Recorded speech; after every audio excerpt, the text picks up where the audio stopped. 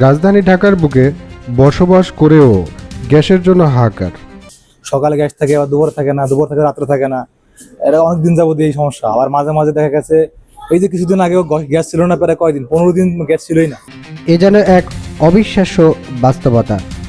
মিরপুর 1-এর অন্তর্গত মধ্য শাহলিবাগ এলাকায় প্রায় 10,000-এর বেশি পরিবারের চুলায় জ্বলে না আগুন।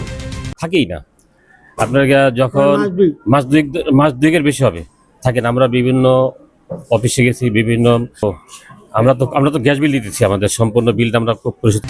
খাবার রান্না করা দূরে থাক, বাসিন্দারা দিনের পর দিন অর্ধাহারে অনাহারে মানবতার জীবনযাপন করছেন। নষ্ট হচ্ছে, হোটেল থেকে কিনে রান্না করে আমাদের খাওয়ার মতন তো সামর্থ্য নাই। আমরা দিনের পর দিন কষ্ট করে খাচ্ছি, নারকেল ধরে খাচ্ছি, এমন করে খাচ্ছি, এরকম তো জীবনযাপন চলে না আমাদের।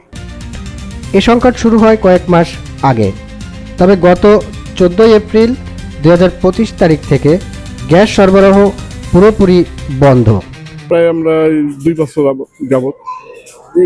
জি জি, আপনারা দেখতে পারেন যে আপনাদের আশেপাশে আমরা সবাই যে বাসা বাড়িতে মানুষ এই লাকড়ি দিয়ে বর্তমানে সমস্যাটি শুধু গৃহস্থলী কাজের মাঝে সীমাবদ্ধ নয়, এটি একটি মানবিক সংকটে রূপ নিয়েছে।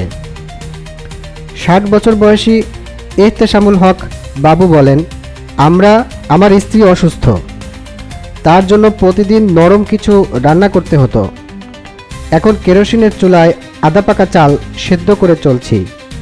কেউ দেখতে এলে চোখে পানি চলে আসে। 70 বছর বয়সী আলম চান বলেন, এই বয়সে কাঠ জোগাড় করে চুলা ধরাতে হচ্ছে, গ্যাসের অভাবে রান্না হয় না।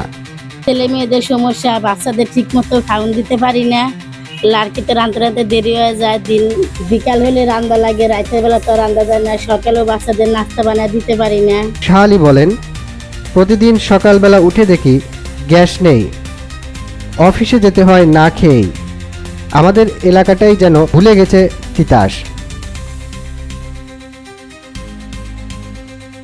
তারা সকাল থেকে রাত পর্যন্ত ব্যয় করেছেন গ্যাস সংক্রান্ত সমস্যার সমাধান খুঁজে বের করতে। এবং ওনারা আসছে, আসে হাওয়া দেয়, এটা করে সেটা করে যাওয়ার পরে কিন্তু সমাধান হয় না, সুষ্ঠু সমাধান হয় না। কাগজপত্র সহ বারবার গেছেন তিতাস অফিসে, কিন্তু সেখান থেকে শুধু আশ্বাস মিলেছে, বাস্তবে কোনো পরিবর্তন নেই। এদিকে মহিলারা বলছেন তাদের যন্ত্রণার কথা, বাচ্চাদের স্কুলে পাঠাতে পারছি না, সকালে রান্না করা যায় না, শুকনো রুটি আর পানি খেয়েই চলে তাদের জীবন।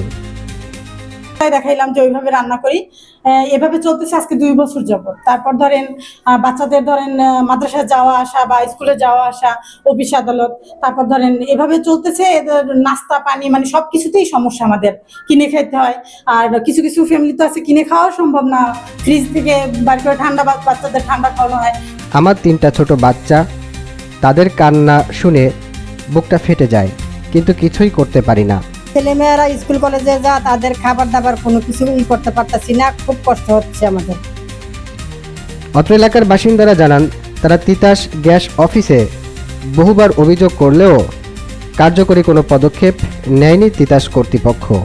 এইসব এলাকায় তীব্র গ্যাসের সংকট। এই অবস্থায় আমরা যারা বাড়ির মালিক রয়েছি তারা এখন নিরুপায়। আপনাদের এই জায়গায়, আমাদের এই জায়গায় লোকও পাঠিয়েছিল, তারাও দেখে গেছে আমাদের এই জায়গায় গ্যাস লাইনের ভিতরে পানি ঢুকে আছে, এই পানিটা অপসারণ করতে পারতেছে না।